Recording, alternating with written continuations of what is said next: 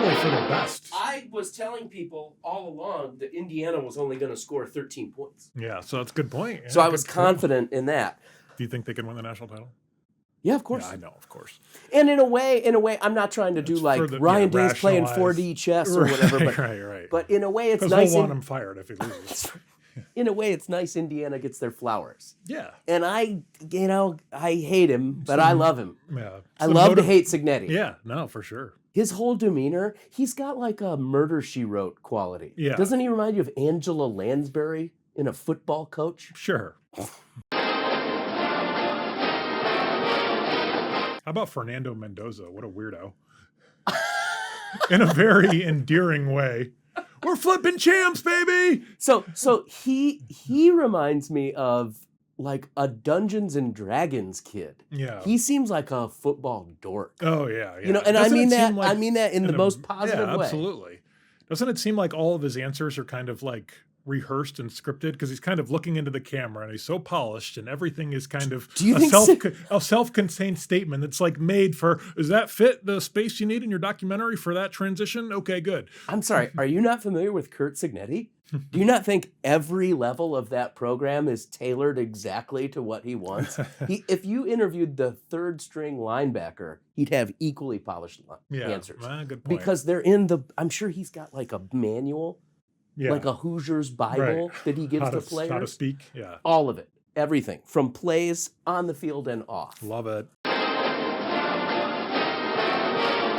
So we'll do the, Jason Candlegate. Yeah. Which you were staked out on his property. I was. He lives on that little pond. Were you on frogged out? Did you emerge on Does he live in a pond? Did you hit the beach? Isn't there one of these man-made ponds out at the country club? He lives in Ottawa Hills now. Well, he moved a few years ago. Okay, so no, but he recently built a pool in the backyard 2 years ago. So you hit out in his pool. I did. I was just kind of lounging out there with my laptop. So so we'll start with Jason Candle's move to UConn. We'll talk about Ohio State's historic loss to Indiana. Some scraps for BG in Michigan. Sure. Okay, and then we'll look ahead to the tournament and your visit to Dallas. Will we have another show before the end of the year? Oh, yeah. All right, perfect. Yeah. Oh, my I'll God. at least have one more for sure. What do you mean? Yeah. Well, maybe do a couple extras. Absolutely. Okay. We got sponsors now. We'll go Jason Candle, Toledo's bowl transition, which is kind of interesting. They actually expect the Boca Raton Bowl with Wiener. And the Bush's Boca Raton Bowl of beans. How great is that? On the conference call with the freaking bowl last night, our friend Mark Coons from BCSN asked the bowl executive the question everybody wants to know: will a giant vat of baked beans be dumped on the winning coach? Because that's what people shamed the Duke's Mayo Bowl into they didn't dump Mayo the first year, but social media shamed them. Now the winning coach for the Duke's Mayo Bowl gets dumped in mayonnaise, and you look at all of them, whether it's Cheez-Its or Pop. We're all chasing the Pop-Tart Bowl. Right, absolutely. That's kind of the cream of the crop. But yeah, absolutely. So that was a little disappointing that we're not going to get that. The Bush's Baked Beans bowl of baked beans bureaucracy is forever chasing the high of what the Pop-Tarts public relations masters achieved. Absolutely. Why not just one big bean? I don't know. It could be the case. They said they have funtivities planned, and they have a secret. I'm sorry, funtivities. Apparently, I'm sorry. Have we informed the people at Merriam-Webster's about this? Funtivities. They have. They said there's a secret coming that they don't want to let out of the bag. So we'll see. I hope it's a giant bean. Let's introduce the show.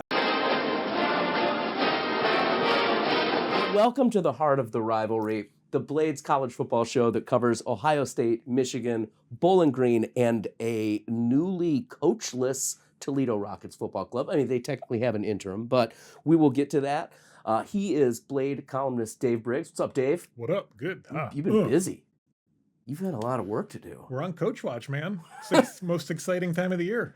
I'm photographer and producer Phil Kaplan, and we are, of course, sponsored by Dale's Bar and Grill in Maumee and Renewal by Anderson. Dave, I watched Shador Sanders perform a little magic at Dale's this very weekend. I did it. You were there? I went. Nice. I went. I had a couple poppers. Love it. So, Dale's Bar and Grill in Maumee, whether you're looking for a table for the whole family or just a bar stool to catch the game, Dale's has you covered with a full menu of sandwiches, wraps, and salads, and jalapeno poppers. Combine that with 21 beers on taps, including Christmas ales. There's something there for everyone to enjoy. This episode is also brought to you by Renewal by... Are you looking up Renewal by Anderson? I am. It's renewalbyanderson.com. Okay. The window replacement experts, backed by over 120 years of quality and craftsmanship, from consultation to installation. Renewal by Anderson makes upgrading your home easy, beautiful, and worry-free.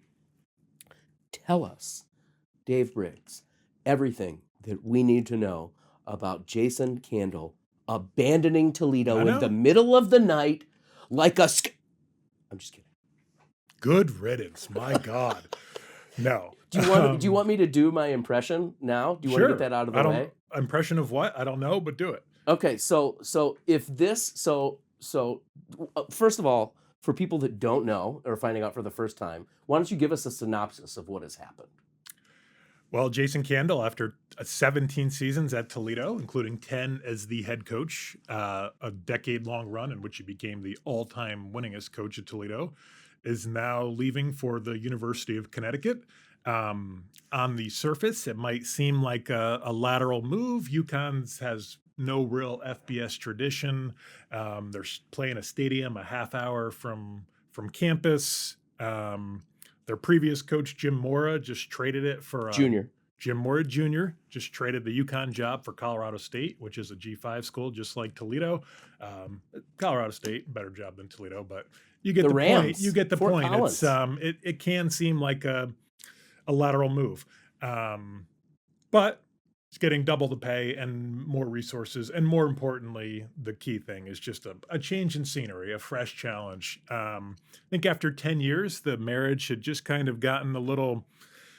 It was rewarding and satisfying, but it was one of those situations where both sides kind of knew it was time, but neither wanted to say it first. And Jason Candle finally said it. I think he didn't feel like he was totally appreciated for all he had accomplished. 81-44, 2 MAC championships. That's more than Nick Saban and Matt Campbell and Gary Pinkel. More than Nick Saban. I've heard that name. One combined at Toledo. Nick Saban's gone on to, I don't know what he's done. Lateral move also. He's done some lateral moves since his success at other jobs. And on the flip side, I think Toledo fans, most Toledo fans probably had a higher standard for the program and had gotten tired of the same inconsistency. Everybody appreciated Jason Candle, the person, and what the program stood for. And the way he recruited, retained, developed guys was unbelievable, unmatched in the MAC. No team in the MAC has more NFL players. There you go. No team recruits better. Ultimate measure. And that's gonna continue. Emmanuel McNeil-Warren should be a first-team All-American safety. He's going to be a top 2 round pick. So pretty incredible the run Toledo's on with that. But it kind of had the feel of a program that, the sum of its parts was more than the whole most years. This is the 8-4 this year. Before the previous 6 regular seasons, only once did they win more than 7 regular season games. Kind of gotten into that 7-5, 8-4 rut with a program that was investing a lot. I'd say this is probably not many G5 teams went more all in the revenue sharing era this year. There are Toledo players making 6 figures now. The administration went all in. This was supposed to be a special year. They had the foundation for that. And I think this is just kind of the final straw for both sides, the fans and Candle, where it was just kind of both sides appreciated each other and both sides were probably ready for a reset. So I think this could serve both sides. I think Jason will do well at UConn. Again, a fresh challenge can be clarifying, and athletic director Brian Blair has a top G5 job where he can go out and take a big swing. And I'm really interested to see who they hire. You think this is a "If You Don't Know Me by Now" song situation, or do you think it's "The Thrill Is Gone" song situation? Yeah, it's a little bit of both. Okay. How would you classify it? Okay. What's the as a Toledo thrill fan? is the As thrill a is the Toledo thrill fan is on the gone. outside, I feel like right. Toledo is trying to reach up for a more cosmic Yeah, experience right. and has, as I said, an earthbound Yeah, relationship with Jason yeah, that has concluded. Special season for him though. yeah. He got a new job out of it. For sure. Okay, Well, so I mean, yeah, wait. I'm sure he's very conflicted as well. I mean, it's an exciting opportunity, but I do want to make clear, let's not let the revisionist spin cast his tenure as anything but a Oh, success. I totally. mean, all-time wins leader, um, a, a great, his first 2 years were awesome. You had the 2023 where they won 11 straight, cracked the national polls. He had 2 MAC championships. Um, at the very least, a relevance to begin the season and an excitement. Obviously, they didn't live up to those expectations, and but all in all, a rewarding 10-year trip that probably was best for both parties to see other people. Is Toledo in a better place than it was 10 years ago? Absolutely. So, but just by that measure, I Sure. think you can just, it's easily a success. Right. But also, Jason Candle isn't the only one who's departing. Toledo's historic defense also lost its coordinator. Yeah, defensive coordinator Vince Karras, the mastermind of the number 2 total defense in America. He's off to Syracuse. A lot of schools wanted him. Fran Brown, Nebraska, right? Yeah, Nebraska wanted him. Jason, of course, would have wanted him to join him at UConn. Probably, people are wondering. A lot of people think he would have been the natural successor at Toledo. My understanding is he was kind of told he's under consideration, but given no assurances, and which is more than fair. If Toledo aspires to reach the next standard, it owes itself a national search. And Vince said, "Cool, I'll go to Syracuse. This is a great opportunity." Where yes, he will work with Fran Brown. They're also losing their co-defensive coordinator Ross Watson, who's a rising star in his own right. He's going to Iowa State. So that's another reason why this is There's probably a little Iowa State Toledo tie-in if you want to jump on That's that. another right. Well, yeah, with Matt Campbell going to Penn State. Yeah. But yeah, so I think that's another reason why it's probably time for Jason Candle to turn the page. No matter what, the program was at a crossroads. My informed speculation is that Toledo was going to have to make major offensive staff changes this offseason, changes that Jason Candle probably didn't necessarily completely agree with. I think him giving up his play calling was very much on the table. Probably going to have to make some other staff changes. And on the defensive side, I think Vince Karras was going to leave anyway. You know, your Broyles Award finalist, number 2 total defense in America. That does not go unnoticed. He was going to get wooed. I mean, he's probably making a couple $100,000 at Toledo. Probably making, I haven't seen the contract. And Syracuse is private university, right? I don't know Is that that, off the top of my head. yeah, I only I know that should. they're a high-level So I don't journalism know. school Right, along with right. Northwestern. You know what? I have to do it like drawing that. I have to say yeah, Northwestern. yeah, I'm drawing a blank. Syracuse, Northwestern, Maryland, Missouri. I can't say. You're embarrassing. I know. So they were going to lose him anyway. He's going to probably make Well, 1.5 million a year, something big. So well, it's a like lot 6 or and 7. a lot, like you said, a lot of coordinators and some Yeah. players are going to go with Candle. Yeah, But for now, enter the Boca Raton Bowl and quarterbacks coach Wiener to Robert save Wiener. the day. Boca Yeah. Raton, for those scoring at home, we like to remind you again, that means mouth of the rat. Yeah. So to the mouth of the rat bowl, and tell us what we need to know about our interim coach. Well, first of all, I will give Jason Candle a lot of credit for kind of a gracious transition. He wants this team at Toledo to have the best opportunity to have the structure in place to finish the season right. With the exception of Karras and Ross Watson, all the assistants are expected to coach in the game, including many who are probably going to join Jason at UConn. That does not happen everywhere. When Matt Campbell went to Iowa State, for instance, there was pretty much left a skeleton staff behind, and kind of had GAs running wild, and they won the game. So they clearly had some structure in place. That was when Jason Candle was his first game as head coach. They beat Temple at the Boca Raton Bowl. All comes full circle. Wow, how about that? But they are in a really good place to compete in this game. Louisville's good. It'll be a tough challenge. I wouldn't Dave, pick Louisville Louisville. Ooh. Whoville. Ooh. Louisville. Oh. They're a good challenge. Oh. I would not pick Toledo to win, but I know, hot take, just firing hot takes today. But you're going to have incredible stability on the coaching staff, all things considered. And Robert Wiener today said that he expects a large, if not all, contingent of players to play. And that includes Chip Trainum, the star running back. And the biggest surprise to me was Emmanuel McNeil-Warren. I mean, that's crazy. Yeah, they could both wash it, and it wouldn't affect their status going forward at all. I mean, I get Chip Trainum, a big showcase. But E-Man, I mean, again, he should be a first-team All-American. He's first-team on my ballot. He has nothing left to prove. Highest-rated safety in Pro Football Focus.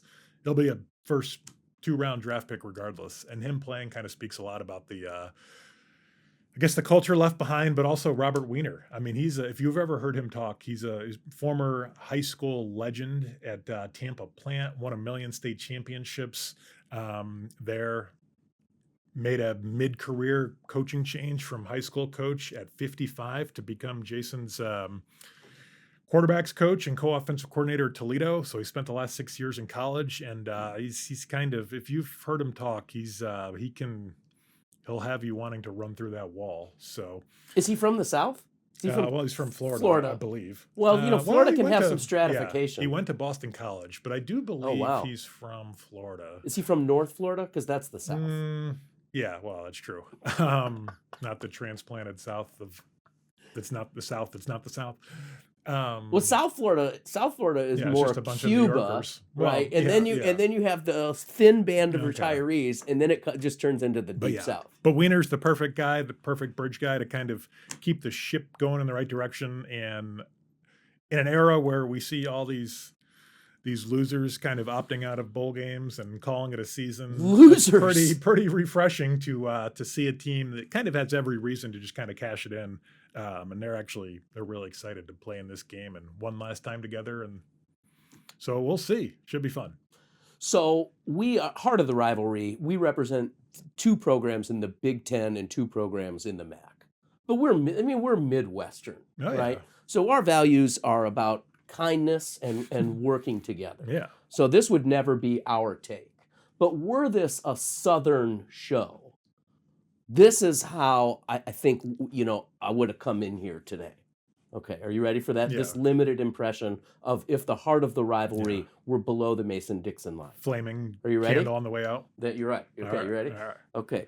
Jason Candle, he may be a Husky now, but he's always been a dog.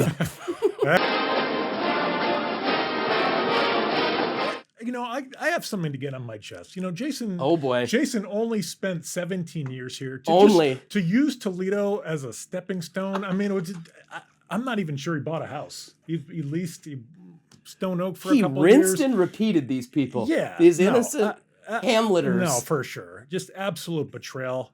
Again, just only 17 years at Toledo. That's just less than a cup of coffee. Yeah, emptier than these cups. Mm-hmm. No, it's embarrassing. It's embarrassing. I think that's a good segue, Dave. Unfortunately, is Ohio State's loss to Indiana embarrassing? Are we gonna? Did you immediately spin and rationalize it to this is just what the boys needed they were getting a little complacent. The machine was rolling through, and they need a little chip on their shoulder, just like last season. Have another heated team meeting where the players just lob grenades at Ryan Day and just question everything. And the text thread took that turn immediately. Yeah, better to lose now than in the tournament. Yep. I was super surprised that we didn't score more points. Yeah. It was alarming to see the offensive line give up 5 sacks early. They were just getting worked. That is the most pressure that Julian Sand has seen all year. But I do think that our special teams cost us at least a chance at a thrilling overtime. That game was destined for overtime. So if you say, well, okay, what is Ohio State's underbelly? Our special teams maybe not been that great. Yeah, and the offensive line was exposed a little bit, but I also kind of think they do have the pieces there, and it's gonna be a situation where the criticism and the challenge is gonna get them to rise to a new level in the playoff. all things considered, probably a good thing for Ohio State to maybe be humbled a little bit. I was surprised. Yep. I was Yep. surprised, Yep. like you, that the offense wasn't able to move the ball a little more. Although when the chips were down, they did move the ball until they got into the shadow of the goal line. I think 151 yards on those final two drives, final two true drives, and 0 points coming out of it. That's hard to do. You're not going to win many games.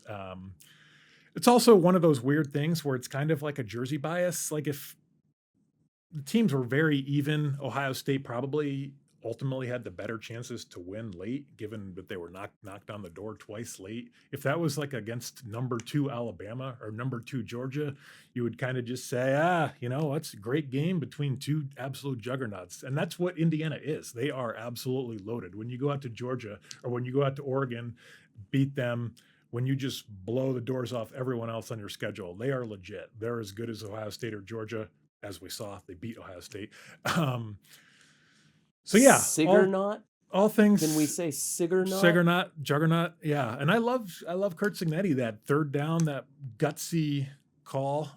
He said afterward, we're not playing to lose, and he probably not only won the game but won Fernando Mendoza the Heisman. It was a gutty performance, and I think that is true. I think Mendoza, especially with how you called it polished, but it's a bit of a little kid joy. Yeah. Oh yeah, for sure. In there. So I think that wins voters over also. But I voted Fernando Mendoza. We're not allowed to reveal our Heisman vote. They make you sign a non-disclosure agreement. But what the hell? Oh boy. I can call say, the lawyers. You vote for your top 3, so I won't reveal how. Oh, say who you didn't vote for. I won't reveal. Okay, well, I'll just name the 1,000 people I didn't vote for. You're not allowed to reveal your top 3, but I also voted in the AP Player of the Year vote, and that's also a top 3. You would think those would be the same, and you are allowed to reveal that one. So my 1, 2, 3 for that was. Fernando Mendoza 1, Julian Sayin 2, Diego Pavia 3. Like that Tulane and James Madison are in and not Notre Dame, Yeah. and that they wrote off their bowl game. I know. That's wild. No, absolutely. That is wild. Well, so and also you talk about like, okay, what are the underlying motives or silver linings? Yeah. I mean, the Moors are already und. Yeah. You know what I mean? Yeah. So we're in a new era anyway. I would not be surprised if we don't just jump to 16 if it went straight to 24 next year. Yeah. And it started the week after Thanksgiving. Speaking of unmooring, that's why we're in the position we're in today at Toledo with Jim Mora leaving. UConn was unmoored, and now okay, that's too forcing it. And now you worked really hard for that, Dave. I'm proud of you. I did not. I was waiting for that all. I was hoping you would say unmoored so I could just get that in there. I don't know. It's the 2 G5 things kind of is a joke. Obviously, I love G5 inclusion. Yep. But to have a second G5 team, yep. That's probably a little much. But I don't think it's not a playoff format problem. It's an ACC problem. If ACC just it's the ACC's fault for expanding to 1,000 teams and having a completely idiotic tiebreaker that doesn't put your best teams in the playoff. If Miami is in that, there's no issue. Miami's by far the best team in the ACC. Yeah. Somehow they don't get in the ACC title game. But if they're in the ACC title game, this is all not an issue. Miami gets the automatic ACC bid. They're one of the 5 highest rated conference champions, and Notre Dame also gets in. This is also not going to be an issue if this happened next year. And one of the crazy newsy wrinkles of this all, Notre Dame just signed a memorandum of understanding with the college football playoff that beginning next year, if they are in the top 12 of the rankings, they are automatically in. Oh, so that would have bumped Miami out automatically. So that would have been crazy. But I didn't know that. But I don't love the conspiracy theories with this are all insane, including what you alluded to, that ESPN and the committee somehow didn't want ESPN in the playoff. ESPN's still a ratings juggernaut. I mean, you're not going to you want to punish your playoff by taking out one of the most popular teams in the country. That makes no sense. As does the flip side of that with Notre Dame. You can kind of seeing this argument being made by Notre Dame surrogates and maybe even directly that Notre Dame, if they're not going to be included in the playoff, then they're not going to help ESPN's ratings by agreeing to one of their bowl games, because ESPN owns most of these bowl games. They're obviously on ESPN's networks, so they think they're sticking it to the man by not agreeing to play in the bowl game, not goosing ESPN's ratings. So I don't get that at all. I think Marcus Freeman and Notre Dame will regret this in a few days. You hear all the time of, yeah, so what? You're going to have a few guys opt out, but it's also an opportunity for the other seniors to play one last game, and it's an opportunity to have 15 bowl practices. How many times do we hear of coaches saying this is an extra spring? It's another time for development for your younger guys. So I don't get what this serves other than a momentary release and a kind of a sense you're sticking it to the man, which they're not sticking it to anybody. No one cares that Notre Dame's not in a second-tier bowl game. That is true. I do feel bad for my Notre Dame friends. They are one of the best teams in the country. Yeah. They should be in. Yes. I would have personally put them in Yes. over Alabama. Yes. But I don't love the way Notre Dame has kind of this lame protest. Every team is its own team, and like you say, this is the last time some of those kids are gonna put on a football uniform ever. Go take the trip. I think Marcus Freeman Play the football game. will regret this in a couple days. But do you think they'll rescind and then beg for an invite to the Pop-Tart Bowl? I love it. How about or we can just start the Glass Bowl back up again. And you remember the Glass Bowl? Were you What do you around mean, do for I the remember Glass the Bowl? Glass Bowl? From that, what was it? From like I believe it was in the 60s or 70s. Oh, they had a bowl game called the Glass Bowl. Oh. Yeah, in the winter. No. Yeah. No, I do So not. we can fire that one up. Have Notre Dame play. Yeah, well. Who else can we bring? Who technically won the Pac-2? Yeah, Did Oregon Washington State and or they split it? Oregon State. I think Washington State won. Okay, so we'll have Washington State come out, but and they'll play Notre Dame. Yeah, dude, it would sell out. Oh yeah, it would for totally sure. sell out. Oh, absolutely. Notre Dame? Are you kidding me? You said that it was a lateral move, but wherever, like you said, wherever the Huskies play, half hour away from campus. Yeah. Anything that is at Toledo's level, right, in terms of a program, Toledo has one of the nicest stadiums for that level. Oh yeah, for sure. And I've been to. I actually grew up a UConn fan before moving. He's a dog. He's Ohio. a dog. I actually threw on a. Yeah, I have a UConn basketball jersey from way back in the day. Rip Hamilton guy? And I think it was actually Donyell Marshall. Oh my God. But I threw it on and I sent a picture of me in the UConn jersey to Kendall on a text thread we're on. And so he was...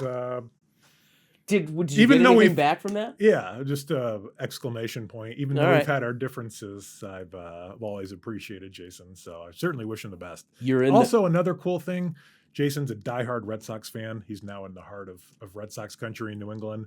He'll probably get to throw out the first pitch at Fenway Park. He's going to be introduced at Madison Square Garden tonight where UConn basketball is playing. He gets to freaking coach with Dan Hurley and Gino Auriemma, be around them. How cool is that?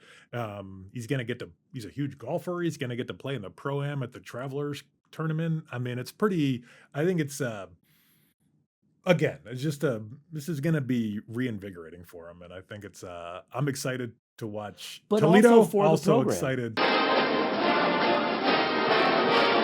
Okay, listen, let's get out of here. We've already done the most damage we can do. That was some good wrap up of. You got some good history in there. I didn't know about the Glass Bowl. Yeah. Bowl.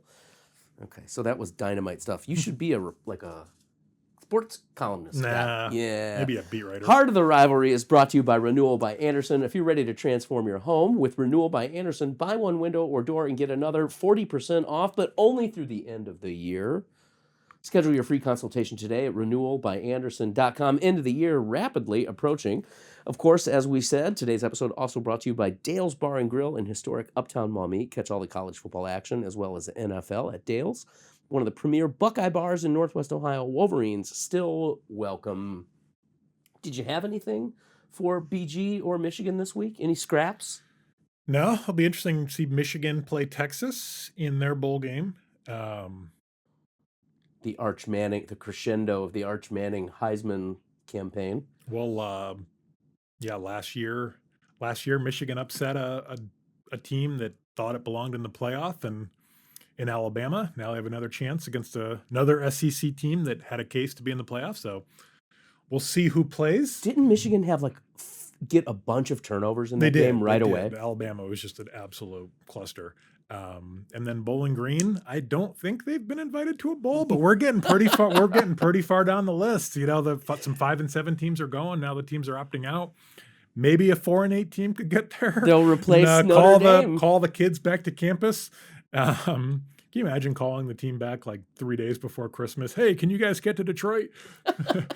But yeah. So anyway, all right. So the Buckeyes are going to play the winner of this Texas A&M and Miami game. And for the second straight year, possibly playing a road game at the Cotton Bowl. Last year played Texas. This year could play Texas A&M. Both schools are about 2.5 hours away from Dallas. So I don't think it'll be an issue because honestly, Ohio State probably has almost as many alums in the Metroplex era as A&M. I shouldn't say almost, but who do you want to play a crazy amount?